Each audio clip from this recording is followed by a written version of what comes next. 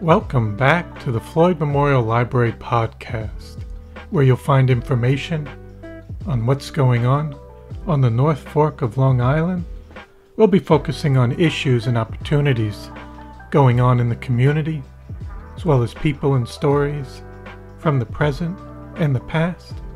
I'm your host, Christopher Bianchi, and for episode 43, our guest today is Harry Lewis, and we talked to him about his ancestry, particularly on his mom's side that goes very far back in Greenport, as well as his time growing up here and going to school and being really one of the pioneers in terms of advocating for disabled people, and especially within the Greenport school, and making that more accessible. We also talk about his current job as well as some of his thoughts on Greenport today and what he hopes for the future of the area. So I hope you enjoy episode 43 with Harry Lewis. This episode was recorded April 12th, 2024. Welcome to the Floyd Memorial Library podcast today. Thank you so much for coming on today. You're welcome. Thank you for inviting me. Absolutely. So to start off, could you give me a little introduction about yourself, where you were born and raised? Oh, my name is Harry Lewis, and I was born and raised in Greenport. And then in terms of your parents, let's go to your ancestry first. How far back can you go in terms of your grandparents? Well, the most I can recall is I'm like the fourth generation, because it's myself, my parents, my grandparents, and then my great-grandparents. And my great-grandfather on my mom's side was Percy Tuttle, and he was a very famous shipbuilder, and he owned like a shipyard here in Greenport. Wow. And then one of my grandmothers, my mother's grandmother, my great-grandmother, she ran a farm in Southold, and her name was, their last name was Pollywater. So if you see like Pollywater beverage in Southold, that's my relatives, because my grandma she grew up on a farm, and my great-grandma and my great-grandpa ran the farm, and my grandma was one of 14 kids. Wow. And my mom always told stories of when she was little, and when she was a teenager, my grandma always used to send her to the farm to help her grandmother, my great-grandmother. Wow. Yeah. So... And then my aunt and uncle own Claudio's Clam Bar. Oh. Because my Jerry Tuttle is my mom's baby brother. So I have good connections all over Greenport. Wow. Yeah. And that's all on your mom's side? Yeah, and then on my dad's side, my grandmother, when my Aunt Val was young, she told me my Grandma Lewis used to be a waitress, and she worked at Paradise Suites, which was at one time Jean's Dockside, and then it became the Oyster Place. You know that? The Frisky. Oyster. Yeah, the Frisky Oyster. And my Aunt Val often regales me of stories of when she was a teenager going into Paradise Suites, and my grandma giving her a beautiful root beer float or a sundae, and she said, boy, those were good, because Grandma would really lay it on, and she would give me the works. I said, man, sorry I missed it. But by the time I rolled around, my grandma Lewis was retired. So, but it's great to hear those stories. Yes.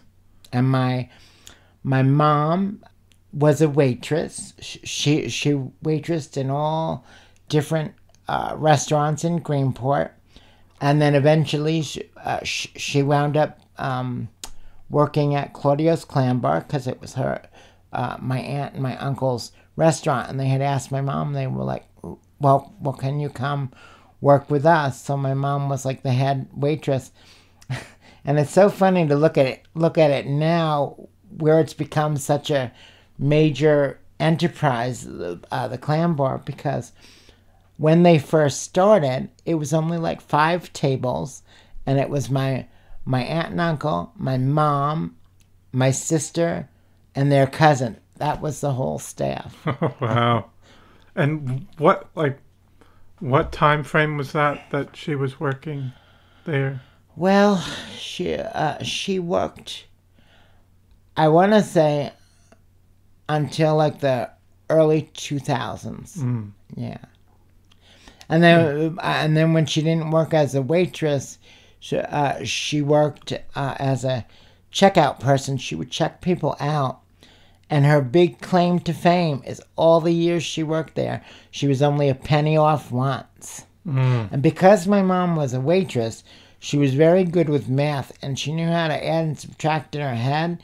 So she was the only one. If, God forbid, there was a power failure and the machines weren't working, she was the only one who could add and subtract in her head. And she always said to me, I can't believe I'm working with brilliant college students and none of them know how to add or subtract. But even she said when she didn't have to add or subtract as much, her skills got weak.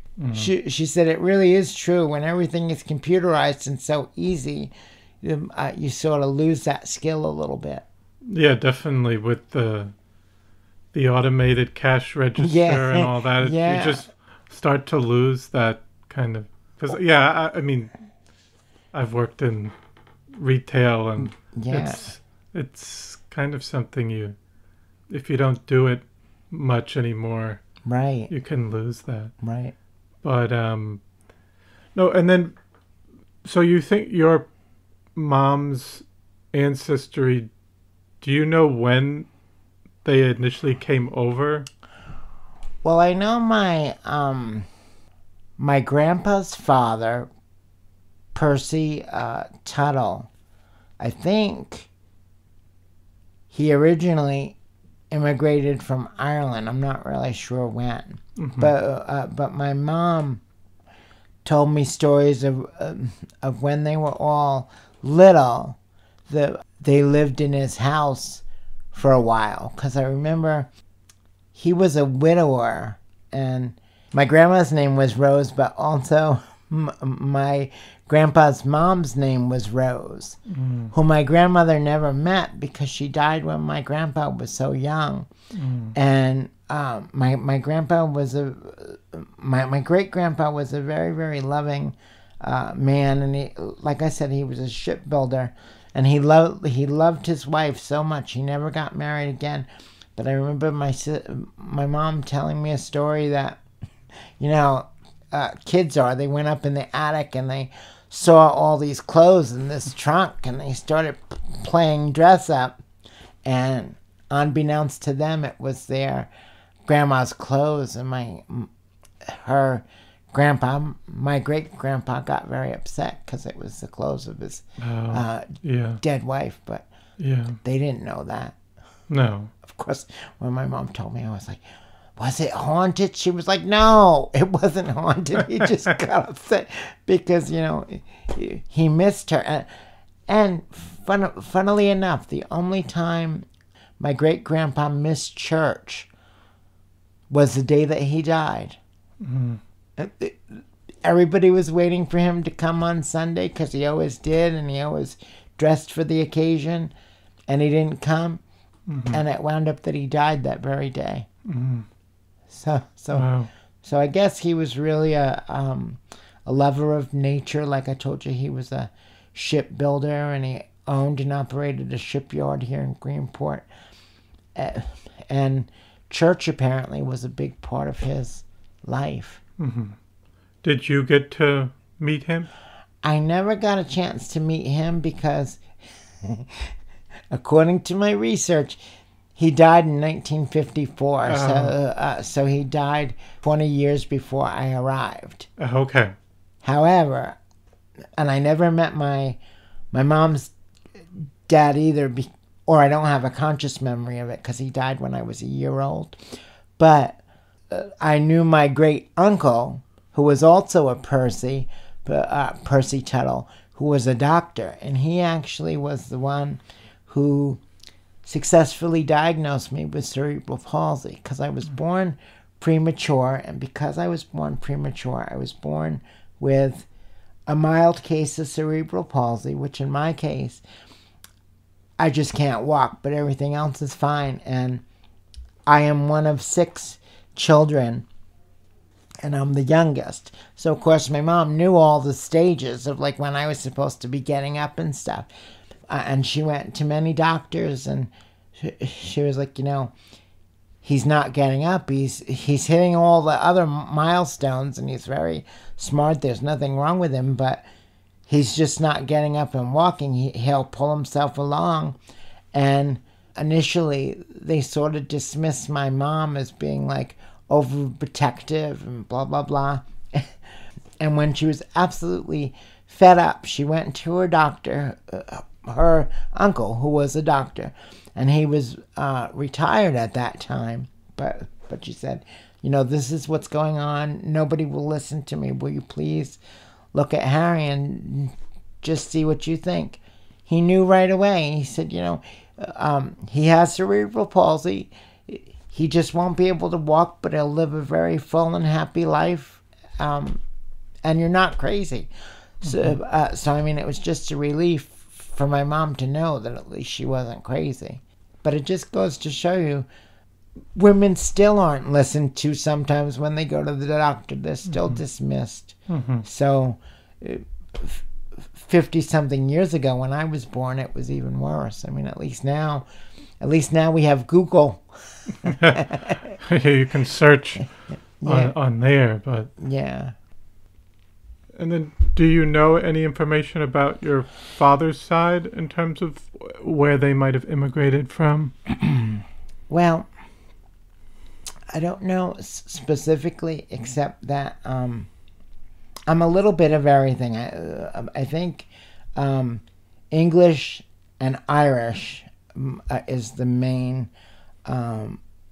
parts on my dad's side, and my mom, because my mom was local, meaning that she was born here. My dad moved here when he was like 12 from Brooklyn. So he grew up there. Yeah. But my Aunt Val, who is his younger sister and the youngest of her family, she was born in Greenport.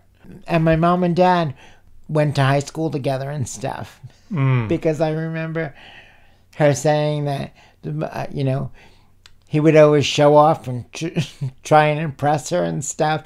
And he would go zipping by in his fast car, and he'd be like, "Where are you going?" And she would say, "I'm trying to walk home if you would get out of my way." And and then a little magic happened and they fell in love. I said, "Well, what happened from the time where he got on your nerves to the time where you fell in love and married him?" And she said, "I don't know." She said, "I was sitting with my girlfriend. I was working in Paradise Suites. And all of a sudden I looked into his eyes," and she said, "I think I love him." And then they got married when my mom was like 19. Wow. And my mom always said, she said, "I went right from my parents' house to our house." Wow. With like no in between. Mm-hmm. And then did your dad say why his family moved out here when he was 12? I think, if I remember correctly, I think that they always used to summer out here, and his grandma, my great-grandmother, they used to own like some of the hotels out here. They first started out vacationing, and then they owned like some of the shacks by the seashore, Yes. By the beach. And then eventually they got older and sold it. And my Aunt Val always said, man, if we only had that now, we'd be making a fortune, but you don't know what you don't know. And, they were getting older, and I'm sure they could never imagine that Greenport would become what it's become, like the major tourist attraction. Mm-hmm. Yes. Yeah. And in terms of just your mom, did she say what it was like growing up in Greenport, or how school was for her going to high school? Well, my mom was very, very bright, and she loved to read a lot. And funnily enough, she hated school, and I believe she hated school because she was so bright. And back then, they didn't really foster the advancement of women and advanced classes and stuff.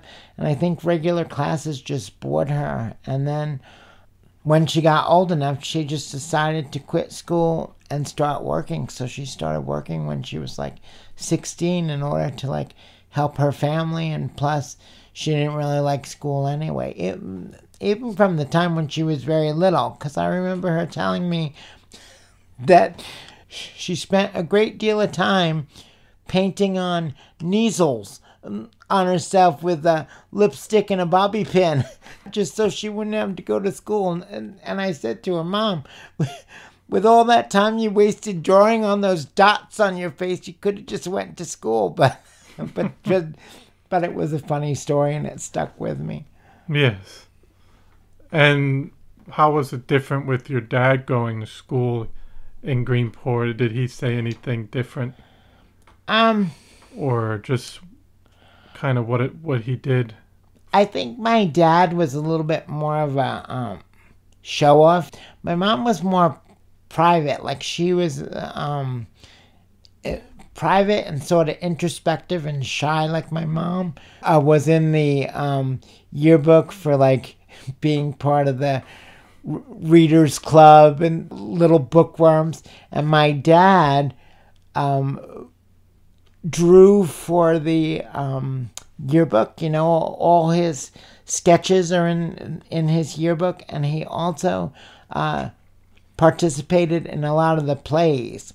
So my dad, I think, was more of a show off than my mom was. But they both loved school. And then my dad joined the Navy, and he learned how to become a plumber, and that's what he did for his career. And then he eventually, thanks to my mom, because she encouraged him, because my mom being a waitress, she knew everybody, and everybody knew her, and everybody knew my mom and dad, because my dad was a plumber, and then he was a plumber with his best friend. So everybody knew them. And then there was this opportunity to work at Greenport School as the head of buildings and grounds. And my mother had said to my father, she was like, this is an opportunity for a lifetime. Now, for all my dad's showiness, he was actually very shy when it came to advocating for himself, because he was like, oh, I don't know about this. And my mother was like, we have a lot of kids. It's very hard to be self-employed. It would be good to have something that's stable and that has benefits, because I'm one of 6 children. So thankfully, my dad went for it, and he did very, very well for himself. He stayed at Greenport School for 20 years, and he still did the plumbing on the side on the weekends.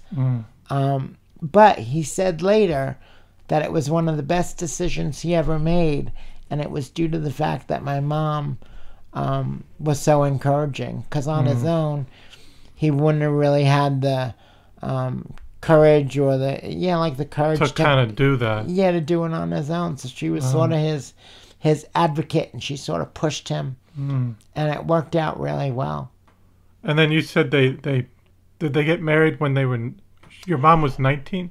I think my mom was like 19 or 20, and Wow. my dad was only 4 years older. Okay. And when did they buy the house? Well, funnily enough, they bought the house that I am in right now in 1972. And they wound up buying the house because the original house that they lived in was on the North Road on Peconic Landing's property. That's where the house was. It's long since been taken down. But my mom loved that spot because it was nice and private, and she didn't have to worry about the kids getting into any trouble, because especially back then they were very isolated. But they were renting the house, and what happened is the owner of the house told my parents that he had to sell. He was so sorry he had to sell. I think it was like some ridiculous price, like $8,000 or $9,000. But at that time, it might as well have been $1 million. So my grandparents, my mom's mom and dad, lived around the corner from where I am right now on Sterling Street. And my grandpa had said to my mom, he was like, well, there's a beautiful house that just came on the market right around the corner from us. I think it will be perfect. We are literally right around the corner. The kids can walk to and fro right to our house. So after much back and forth, my mom and dad decided, because they couldn't really afford to buy the house that was being sold, they decided to buy the house that I'm in now. And later that year, my grandpa died of cancer. He was a truck driver, so I never technically got the chance to meet him, but my mom always told me that he held me, and when he held me, he cried, because I guess he knew that his time was limited. But I always remember that story, and she told me that I have big windows in my kitchen, and he would look out the windows. They would sit in the kitchen and talk and stuff, and he said, boy, this house can make you nosy because of all the windows and stuff. And at the time, they didn't have trees, so it was, you could look directly out the window. Now I have trees, but back then when they first bought the house, it was open. Yeah, it was open. And my grandpa was like, oh, this could make you very nosy, and it's very fun to sit here and talk and watch all the cars go by. Yeah. So I remember that with fondness, my mom telling me that. Yes. And then you said you have 6 siblings? 5 sisters. 5 sisters. Yeah. Wow. Yeah. And you're the youngest. I am. And so how was it growing up in the house? Well, with that's a tough question, only because I don't know anything else. But it was good. I got treated well, and my sisters, for the most part, looked out for me. But there's quite an age gap between myself and my oldest sister of 14 years. Mm-hmm. So it's quite a gap. And my mom always said it was almost like having 2 separate families, because there were 3 girls born, and then about 10 years later, there were 2 more girls and a boy. So it was like a little gap, and then you have like that whole generational divide sort of thing. Yes. And what would you do for fun as a kid growing up? Well, I have to say, and I think it's related to my personality and also due to the fact that I am the youngest, I was very good at entertaining myself because, to tell you the truth, my older sisters didn't want to play with me. So I had to find ways to entertain myself. So I would draw, I would play with Smurfs, I would take photos, and I would and then when video games came out, my best friend and I would play, and also my mom too. My mom was a great video gamer, surprisingly, because a lot of the games that we played had to do with problem solving, and they were quest type games. So they were a lot of fun.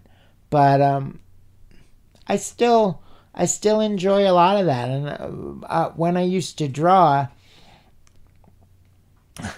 and my mom always used to tell us too, she always used to give us a speech, even if we went over to our grandma's, she'd be like, okay, we're going over to your grandma's. Don't touch anything, don't ask for anything, and don't be running around the rooms. Be able to entertain yourself. So I always did. I always used to draw, and I used to...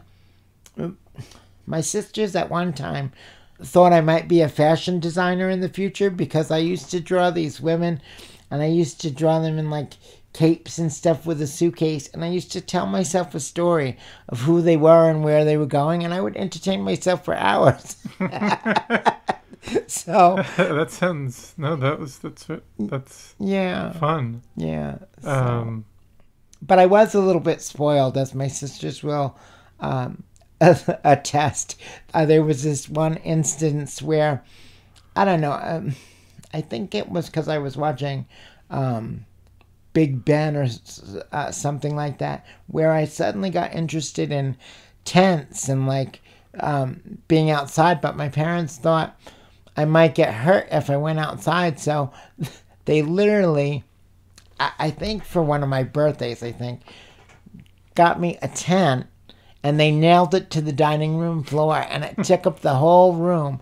But my God, was it so much fun. And my sisters always said, who ever heard of that? Nailing a tent to the dining room floor. But it was a blast. I had such a fun time because I could look out the little window and see the kitchen, and I'd be like, Mom, could you bring me some chocolate milk? So it was a lot of fun. And still kind of feel like you're in a camping kind of... Yeah, like you're in your own space. Yeah. And my grandma, both my grandmas got me camping type stuff, like a canteen and different things. It was a blast. Mm. But I wasn't a spoiled brat. I like to share stuff and, mm-hmm. which is good because my parents wouldn't have really allowed that anyway. But it's not in my personality. Yeah. And at least I hope not. No. And so were you mostly would do stuff within the house? Yeah, and I think that's partly my personality because I'm a Cancer, Rand. That's my sign, and we like the home and stuff. But also because I was always physically disabled, mm-hmm. doing things outside was like a challenge, because I didn't. I mean, particularly back then in the 70s and 80s, Greenport wasn't really as equipped as it is now. Mm. With just having ADA access. ADA access. Yeah. And so, yeah. And even now there are stumbling blocks. But I mean, that's just life. The fight for access is really never over, and the laws are necessary because people don't have a lot of money, and if they can get away with not doing something, they won't. Mm. But I always relate the story that about 10 years ago, I went with my friend to the city, and we saw Wicked, and it was a great play, and we drove out, and we were going to drive back, and my friend said to me, well, before we drive back, I think we'd better try and go to the bathroom just to make sure. So we went into this convenience store, and my friend said to the owner, she was like, I'm with my friend who is in a wheelchair. Do you have a disabled accessible bathroom? And he looked at her and he said, yes. And she said, where is it? And he was like, up at the top of those stairs. And she's like, do you have an elevator? And he was like, no. So totally didn't register with the person, or they just thought bathroom maybe, and then they're just like, oh, the bathroom's up there. So consequently we found somewhere else okay, that I could go to the bathroom. and then what about school? How was school for you growing up? I always loved school because I was born disabled. At the time in which I was born disabled, they didn't have like immediate full integration, and every single disabled person was shipped off to a special school, and I was shipped off to St. Charles Children's School, and it was like, I used the word school loosely because it was really a rehabilitation school. So they would basically teach you how to survive in the world as a disabled person, which was very important. But in terms of academics, I didn't really learn much because we were constantly being pulled in and out of class to participate in either physical or occupational therapy. And my mom was a wonderful advocate, and she really never stopped for me. She went to a couple of the meetings up in St. Charles, and she said, yes, but what are you teaching Harry? What is he learning? And blah, blah, blah. And they said, oh, Mrs. Lewis, you don't understand. It's not that type of school. So basically we focused on rehabilitation and not academics, which is unfortunate because we all live in a world together, and you need both. You need rehabilitation and you also need academics. Yes. So when I was very little, my mom and my sister, basically my mom and my sister. I mean, my dad did other stuff too, but he didn't really focus on the academic part.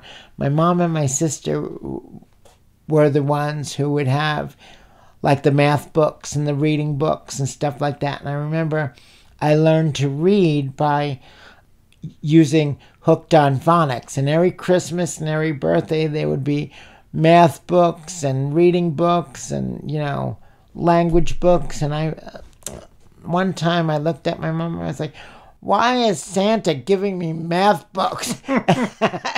And my mom was like, well, Santa wants to make sure that you're a well-rounded person who can read and write and do math. So she was very smart and very encouraging.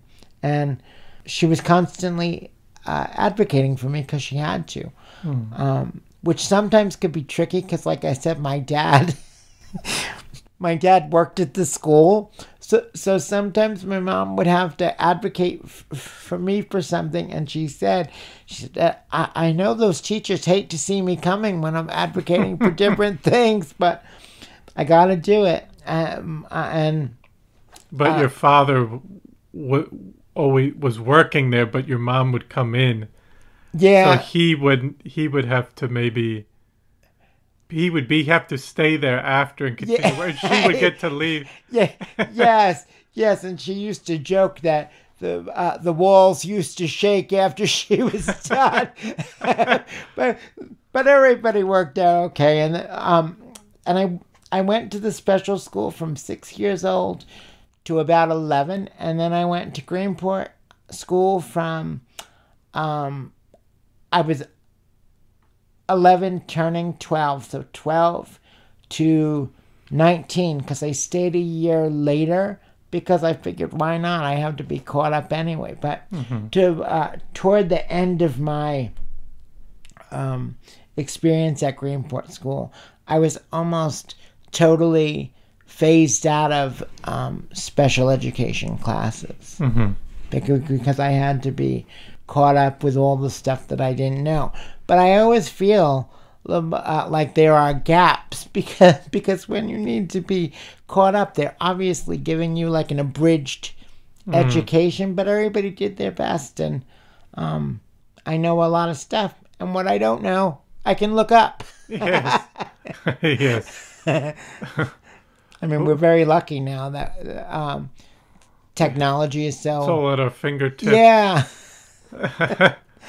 I always think of that now because I'm very fortunate that I went into Suffolk Community College as a student, but then I also later got a job as like an office assistant, which sort of tied into my high school experience, because when I was in high school, I got the opportunity to go to BOCES to learn a skill, and what I learned was office technologies. And of course, back then, it's so funny what we have now, because back then the computers were as big as little refrigerators. I don't know. Now everything is light and easy to move around. But when I was a student at Suffolk Community College, we had to go in the stacks and we had to look at the cards and blah, blah, blah. And we had microfilm. Now the kids go to the computers, they press one button, and it's right there. And I'm like, man. I wish I had that. Yeah, I mean, and they could just pull articles up right on the screen and print them out. And Yeah. I'm like, wow. They don't have to go searching for it. No, but there was something charming about searching and the smell of the paper and the sound of the microfilm. Because no matter how hard you tried to get it on there straight, it was always a little bit crooked, and it was very loud. Yeah. But what about? So, I was gonna ask, where was that school? The St. Charles School. It was in Stony Brook. Oh, okay. So I used to have to, because literally what they would do is they would start like down by me in Greenport, and they would drive all through the towns and pick up various disabled people. So I would be on the bus at like 7 a.m. so that way I could get to class at like 9. So it was like a 2-hour bus ride. Wow. Yeah. But it was the only thing that I knew at that point, so I didn't think anything different of it. Now when I see physically disabled students like me come to Suffolk, I'm always very happy and grateful that they've never had to deal with going to a special school, that they're automatically integrated, and I think that's a wonderful thing. And I think it's a wonderful thing for able-bodied people as well as disabled people, because we all have to live in this world together. Definitely. And what leads to discrimination is inexperience. If you go to school with people, you know by experience that everybody is more the same than they are different, and there's nothing to be afraid of.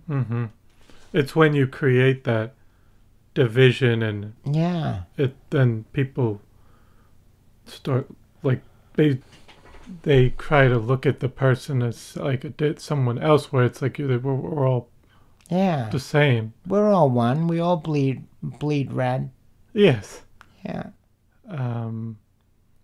Purple. Purple. Technically, I think I had a doctor tell me once. He's like, "Well, blood really isn't red." I'm like, "Well, what color is it?" He's like, "It's more purple." Dark. Reddish. Purple. Dark red. We'll go for dark red. Yeah. No, and then the other thing I wanted to just ask was, you had switched over to Greenport just I wanted to know a little bit how that was, and were you interested in any specific subjects? Well, you know, I was truly grateful to be in a school where I was able to learn, and I was just so glad to be there. And at this, it was exciting, and yet at times it was frustrating because I was the first physically disabled person in a wheelchair to ever go to that school.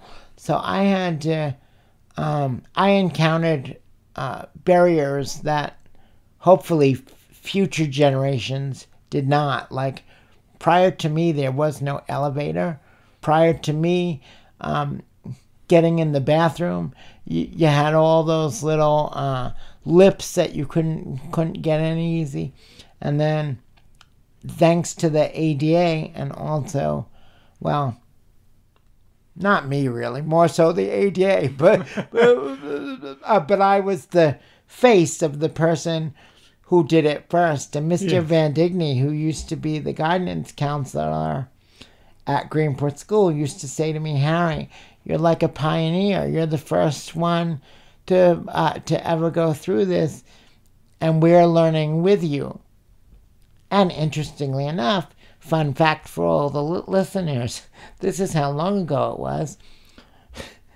Mr. Van Digny, the wonderful guidance counselor, used to smoke a pipe in his office. Wow. Yeah.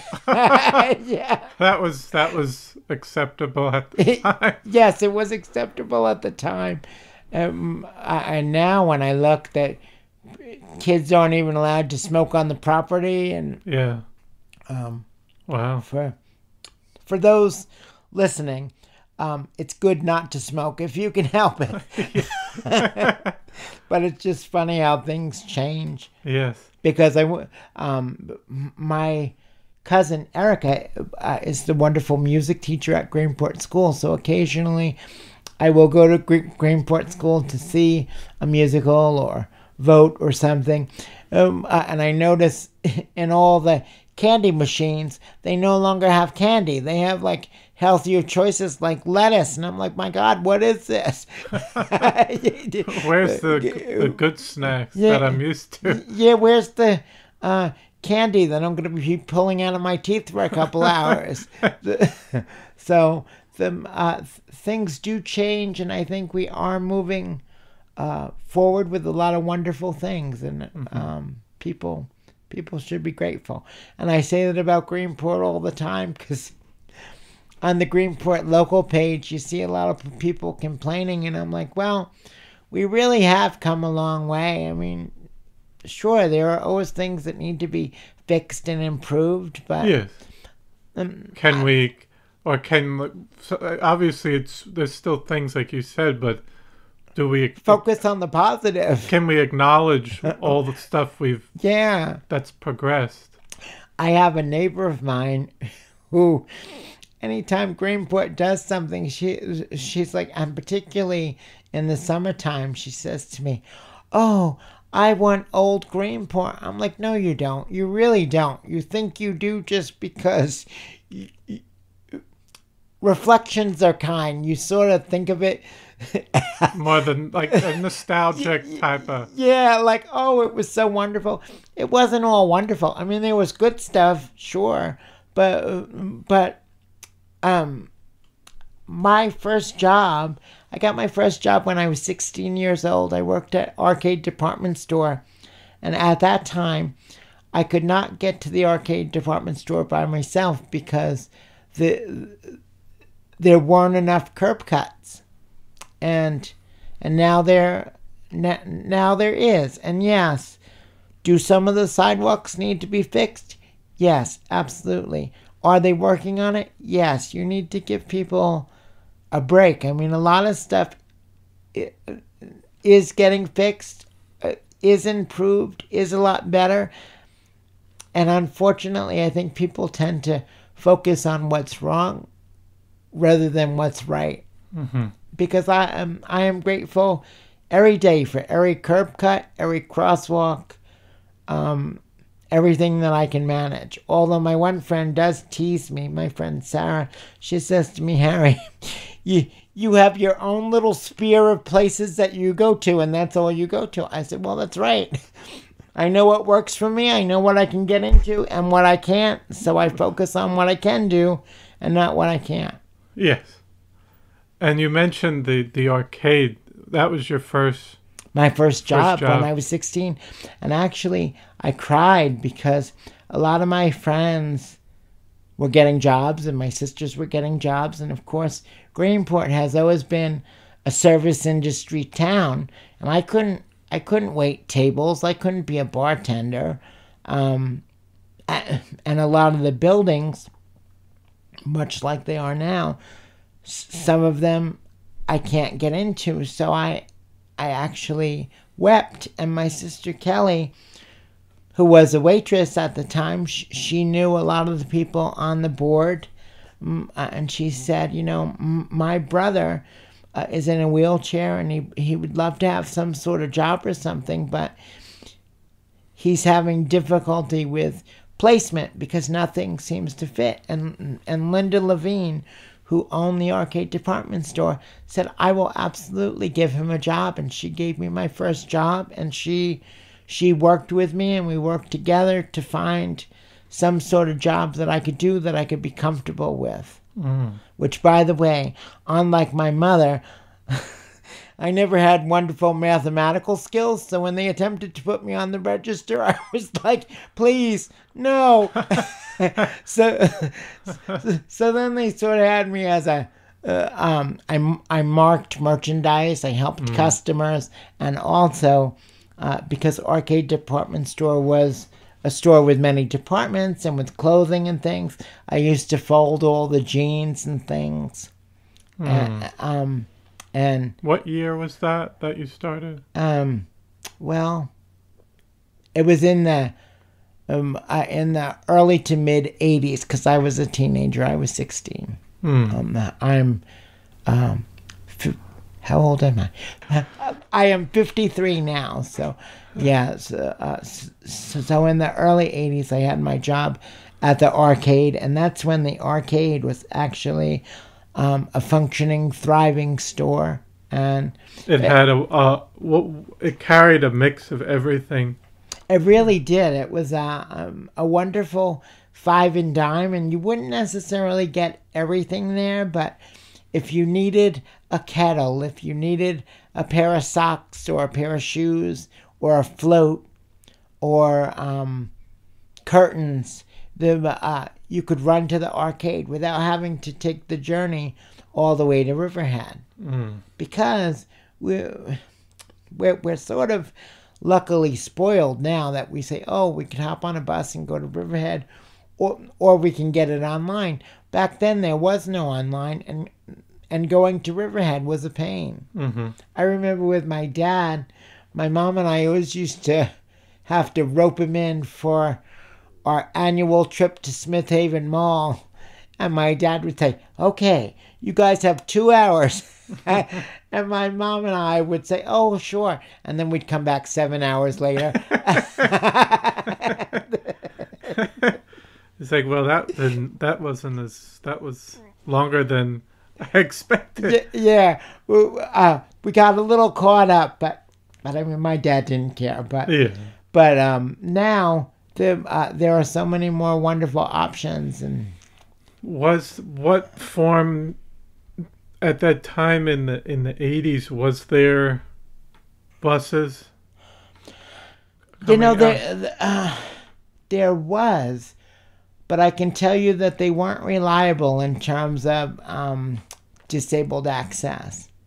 Because even when I started Suffolk, which was 1991, the buses were very unreliable, and what would happen is they were hydraulic ramps.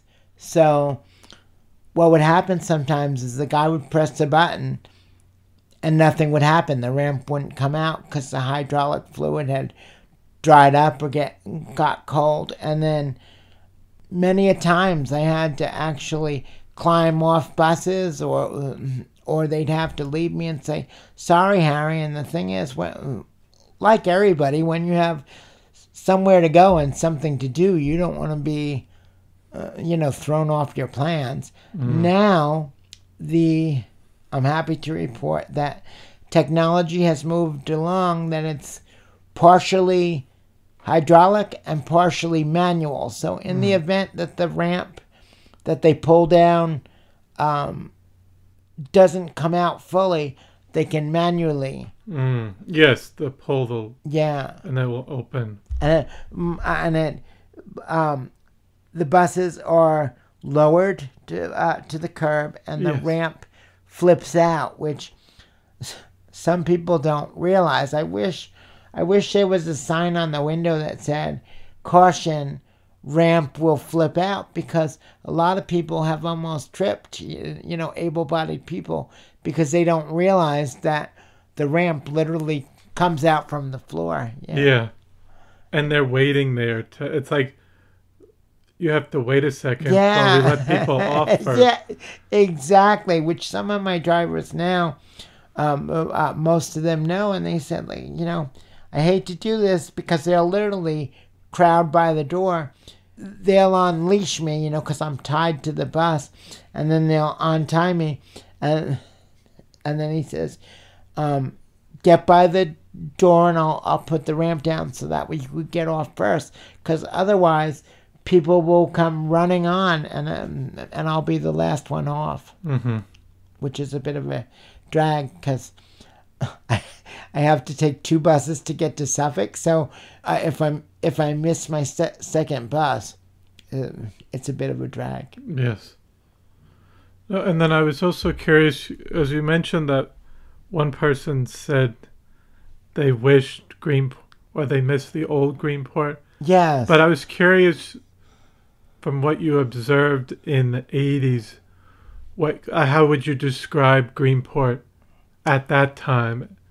Not very disabled accessible. So, for that reason, I don't miss old Greenport. I mean, at least now, granted, I can't go everywhere and get to everything, but I can get to a lot of stuff and do a lot of stuff. Yes.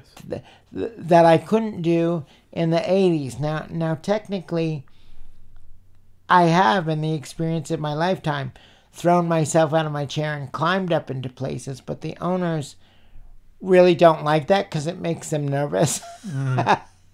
And as I say, I'm not as young as I used to be, so it takes me a moment to get back in my chair. Yeah. No, and then you said you started at Suffolk Community College, but were you thinking about what you kind of wanted to do coming out of high school? Well, coming out of high school, I knew that I liked people and also that I liked to help. So interestingly enough, I knew that I was either going to become a therapist or work in an office.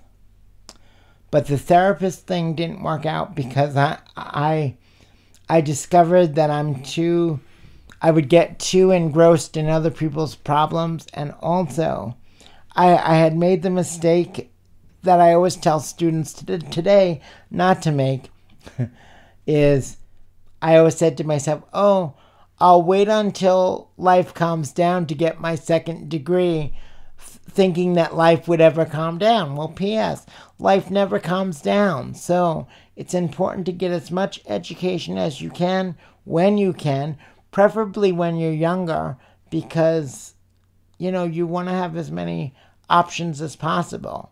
Whereas it's not impossible to go back to school, but I always think that it's harder, because when you leave and you're working and stuff, it's pretty hard to go back, or at least that's been my experience. Mm-hmm.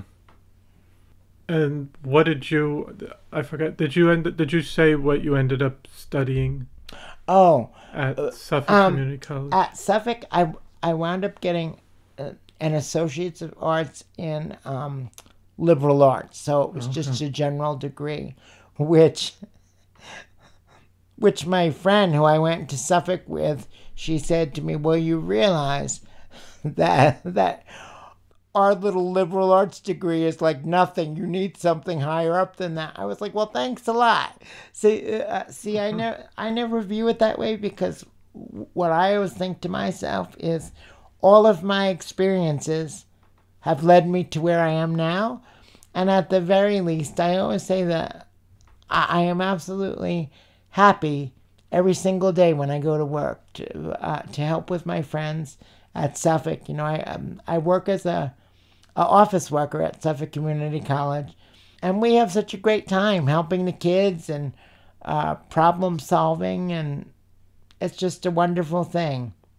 And like someone said, if you love what you do, it's not work. And it's really not. I look forward to it every single day. Mm-hmm. And how long have you been working at Suffolk Community College? Well, in this particular office, over 20 years. But prior to that, I had jobs in the dean's office. I had jobs in, I was a tutor. I tutored computing, and I also tutored sociology. So I've been around a long time. Mm-hmm. I worked there as a student, and then I worked there as just other opportunities came about. Yeah, and it's funny how that worked, because a lot of the offices are close together, and I used to work in the Academic Skills Center, and right next to the Skills Center was a program called TRIO, which is similar to EOP, the Educational Opportunities Program that provides counseling and assistance with your schedule. And TRIO is similar, except it only lasts for the 2 years, whereas the EOP will help a student all the way up to their master's. But anyway, the assistant for TRIO was about to leave. And my friend said to me, because we worked right across from each other. Our offices were right across from each other. And she says, when my assistant leaves, would you like to take her place? And I was like, sure. And then the rest is history. Wow. Yeah. And what do you enjoy most about your experience working? The people. That I always feel like it's a purpose-driven job, that we're working together to help the students, to get them from point A to point B, to hopefully, if we're lucky, we take out a lot of the fear of coming to school and we make it a pleasant, happy experience. Mm-hmm. I'm not really working for the TRIO office anymore, because I've been placed at the front desk, which is a great thing, because I'm so friendly. And the TRIO office moved to another building, and they asked me, they were like, would you like to stay here, or would you like to go to the other office? I said, well, I'd really like to stay here. So I am currently in the Peconic building, working the front desk and helping people check in and helping parents, and it's a great thing. And because I've been there for so long, I know how to do different things. Mm. I can work the front. I can answer the phones in the back. I can help the students set up their schedule. Yes. So it's very gratifying, and most gratifying is when I encounter somebody a couple of years later who says to me, I was really nervous coming to Suffolk, and you really helped me a lot. Mm. So that always makes me feel happy. Yes. And then I wanted to talk about, I remember reading about it with the Harry Project. Yeah. Just if you could explain a little bit about that and what that kind of entailed with people in the community. Oh, sure. I would love to. And actually, interestingly enough, everything is sort of tied together, because as I shared with you off camera, I was helping to take care of my parents who were ill, unfortunately. And when my parents passed away, a lot of my colleagues from Suffolk came to my house, and they happened to notice that the only disabled accessible thing about my house was the fact that my dad had built a ramp out of my house when I was like 12, only because I started to get too heavy for my mother to hoist me down the steps. Oh. So my dad built a ramp, and it's still there, that very same ramp. So Wow. for 40-something years, pretty darn good. But anyway, my friends noticed that my house really wasn't disabled accessible at all. And my friend said to me, because it's an old house, the way it was set up is you open the front door, and then down a long, narrow hallway, there was a bathroom, a small bathroom. And I've always done it, and I always could, and still can. When I had to go to the bathroom, when I got home, I would just push my wheelchair as far down the hallway as I could, jump out of my wheelchair, scoot down the hall on my hands and knees, and then climb up into the bathroom and do what I had to do.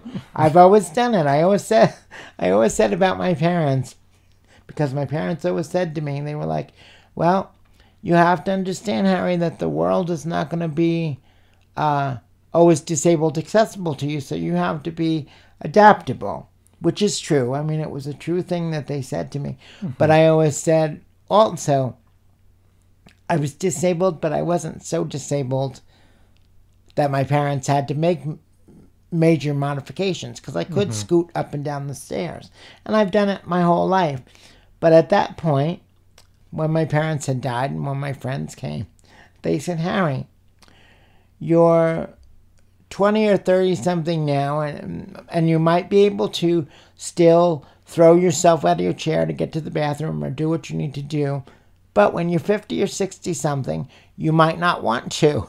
They said, wouldn't it be wonderful if we could maybe do something better?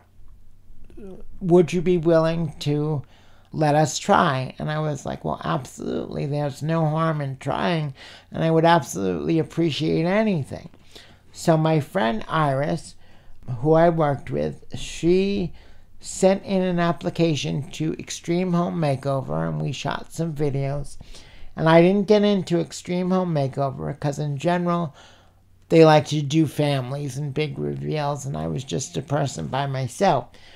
But from that, our friend Gwen, who was another counselor at Suffolk, said to me, prior to me not getting in, she said to me, if Extreme Home Makeover does not help you for some reason, we will. She said, we can help you. She says, I'm certain that if we all work together, we can do something. So, of course, Extreme Home Makeover sort of fell through. But from that, the Harry Project was born. And all of my friends at Suffolk, all local people, all my friends in England, everybody did different parts to help and do different things. The Rotary came in and helped. Some people I don't even know at all came and helped. And I always say that my house is a house that love rebuilt, because without the help of everybody, I never would have been able to do it myself. Mm-hmm. So I'm grateful every day, and one of the things that I'm most grateful for, and people always laugh, is my bathroom. I'm grateful for my bathroom because it's so much easier to be able to get into the bathroom quickly, and also because it's a newer, modernized room. It's warmer. It has insulation. And then from that, other things were done, like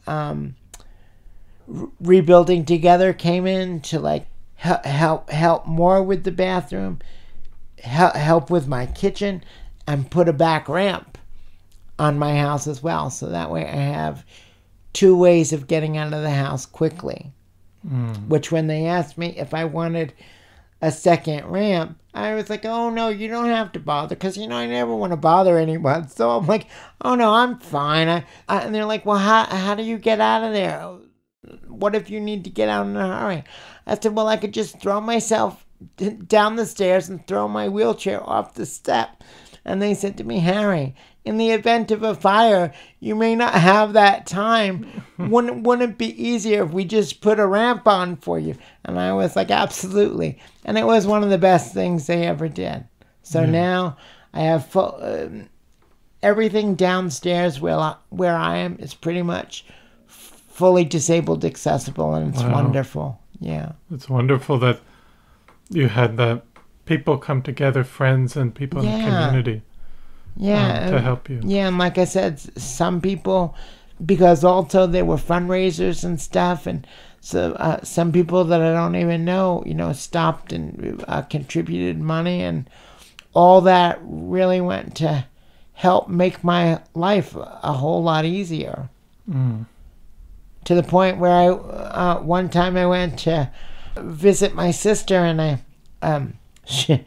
she has a bathtub, which I had a bathtub prior to the Harry Project helping me out and putting in a nice shower. And I was like, geez, it really is a pain in the ass to have to lower yourself into the bathtub. I never realized until I had something to compare it to what a pain in the ass it was. But yeah. And then just another question in terms of your time kind of going back and forth between work and public transportation. Could you talk about some of the other changes or improvements you've seen even up until today? Well, like I think I mentioned to you, now they have newer buses where issues with the ramp are no longer an issue, because if a ramp stops, the driver can manually pull it down. So that was a big stumbling block for me, because prior to that happening, they used to have absolutely no choice but to leave me. And if, God forbid, I was on the bus and the ramp got stuck, I would literally have to, some of my driver friends and I still talk about this. They're like, Harry, you remember that time when you threw yourself down the stairs to get off the bus? I was like, yeah. So, like I said, thank God I could do that. But thankfully, that's no longer a worry. Now I just have to always advocate and make sure. See, they're always tweaking things and changing routes and trying to make it more efficient. And they had a company who wasn't on Long Island and didn't know the area changed the bus routes around and where we were to wait within Riverhead, and they had us waiting at a very, very dangerous area. So I complained, and I eventually went to the press because it was very, very dangerous. Cars were zooming back and forth, and it was very dangerous. But I am happy to report that was, after a little bit of back and forth, it was changed to a safer area. And ironically, after they moved us, like a week after they moved us, there was an accident at the spot that they had originally put us. So you always have to remember to keep on advocating for yourself. And just when I think it's done, something happens where I have to say something. Because a lot of the drivers, you go from the very, very good drivers who are willing to work with you and help, to the drivers who are unfamiliar or are unwilling to help and are unfamiliar with ADA policy, and will literally tell me, oh, get yourself on the bus. And sometimes, depending on how they have the bus tilted, I can't get myself on the bus because the incline is so steep. But, ADA policy is that if a disabled person asks you for assistance on the bus, you must help them. Mm-hmm. Because I could fall. Yes. You know, I mean, as funny as that might be, but it wouldn't be funny if I got hurt or something. No. I always say about, like, I used to do pratfalls when I was in college to make my friends laugh. But when I'm pushing on and around, I always say to myself, please, God, don't let me accidentally tip my chair over and knock my teeth out, because I like to smile and teeth are expensive. Yes. So what has, you said they changed a lot of things with new people coming in, but do you think the frequency of the buses have gotten somewhat better, or it could even be improved more? Well, I will say this, just so the bus company doesn't think that I'm a Grinch. It is getting better, and the frequency with which the buses are coming are closer together. Because I used to have to wait. I have to take 2 buses to get to my job at Suffolk. And in the afternoon, I used to tell kids, the longer you leave Suffolk, the longer it will take you to get home. I used to have to wait up to an hour outside in all sorts of weather to get the next bus home. Mm-hmm. So now, usually, when I leave Suffolk, the bus to Greenport is there within 5 to 10 minutes, which is perfectly reasonable. Yes. Yeah. And you have to switch at the Riverhead by the station there. Yeah, the railroad. Yeah. Yeah. Which I don't know. I think they're trying to improve that area. They with are. A new. They're trying. They're trying. You got to give them an A for effort. As a matter of fact, this week there has been a lot of construction, which is sort of messed up the routine that we're all used to, because how it works is how it worked for me anyway, which is the only person that I can really speak for, is the bus pulls in by the train station, and then my bus to Suffolk is on the other side. So I have to cross over using the crosswalk, which is fine. But these last couple of days this week, they've been doing construction, so the buses that are usually there are not in that usual spot because roads have been closed off. Mm-hmm. Now, the upswing of that is, as I always say to my Aunt Val, there are always good people out there, and people are always looking out for me. And I've had absolute strangers come up to me and say, your bus is over here, and they come and get me, and they help me, and, you know, there are good people out there. Yes. So. And I've been taking the bus for over 20 years, so. Yes. Yeah. I think it's important to make sure, because I think public transportation hasn't been a priority in the past. Well, I guess you could say before the automobile came in, there were, but it still wasn't accessible to everyone. Right. They had more but with the rise in cars in the 50s, a lot of public transportation went down, and not less funding. But I think we're seeing more of a rise with even younger people wanting to use public transportation more. Yeah. So I think that's a good thing, and it's for the environment. And I know our mayor has taken the bus a couple times to test it out. Yes. So, yeah. I mean, people are trying to see what the issues are, and they're trying to find ways around it and ways to improve it. Mm-hmm. And that's all you could ever ask of people, is just to try. Yes. Yeah.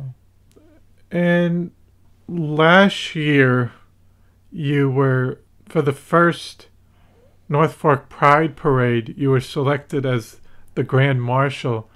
How did that come about, and what were your thoughts when you were chosen? Well, I have to tell you, I was very, very moved because 2 of my favorite people had put my name forward. Shelley of the Market Cafe, which I always go to in Greenport. She's one of my favorite people. And then Mayor Kevin. So they both put my name forward as one of the grand marshals. And it was a really wonderful, very uplifting experience to me, because never in a million years would I think that, number one, that Greenport would come so far along that there would be a Pride March, or that I would be one of the ones leading it. And as a matter of fact, when I think about it, it was the one and only parade I've ever been in. Wow. And not only that, I'm very happy and pleased to say that my colleagues and friends at Suffolk, a lot of them showed up for the Pride March to march with me, and even some of my bus driver friends came out to see me and march and cheer me on. And like a couple people have said, it was like the Maritime, but even better, because we didn't have stupid drunk people. We only had nice people with a high fashion sense. Yes. No, that's wonderful. And hopefully this year's will be even better. Even better, because the first one, I was a little bit nervous because like rain and stuff was predicted, so possibly not as many people showed up as they might have if the weather would have been predicted better. But there was still a lot of people. Yes. Yeah, and it was a very happy thing. I was so glad to see everybody, but it was such an overwhelming experience that my brain didn't like process everybody that was there, because I had friends and relatives come up to me and say, "Oh, Harry, did you see me? I was waving and cheering you on." I was like, "No, I didn't see anything." It's too much. I was just so overwhelmed by the joy of it all that but it was wonderful, and I was so proud of everybody and touched by my friends that they would care enough to nominate me, and touched by all my neighbors who showed up and everybody who showed up in such love and kindness. Yes. It was a great thing. And in terms of just overall growing up here and your parents growing up here, just over time, what do you like about living and working on the North Fork? I think the North Fork is one of the most beautiful places in the world. And we really have access to everything that you could possibly need. Particularly now, because now transportation is improving, like the buses. So if you're like me and you don't drive, you can still take a bus to get to what you need to get to. And I mean, my job at Suffolk, we are right in the middle of the Pine Barrens. Yes. So it's such a beautiful, it's like working in a painting. Yes. And when it's fall time, I'm always out there clicking with my camera and taking photos, and it's just such a joyous thing. And every year I say to myself, my God, I'm so lucky to live and work in such a beautiful place. And I really am, and that's never lost on me. And I'm always, particularly between my camera and my phone, I have a whole slew of photographs of all the beautiful things that are around us. Yeah. And I try to always take a moment to share it on social media, because I always say my happy posts about the beauty of things are a gift for myself first, but also hopefully to others, because you know how Facebook has that, oh, 5 years ago you were doing this and this. I always want the 5 years ago to be something happy and not something sad. So I always make sure that even if I do a post that's, a little bit serious, I pair it with something that's happy. So Yes. So you're always left with a little bit of hope. Yes. So. And in terms of the future, what do you hope for the future of Greenport and the community down the road? My hope would be that Greenport just keeps advancing, and also that we together come up with solutions to solve the issues that exist today. Mainly, I think, like the housing crisis, which has always been a crisis, but it seems even worse now. I would hope that we would find solutions to that.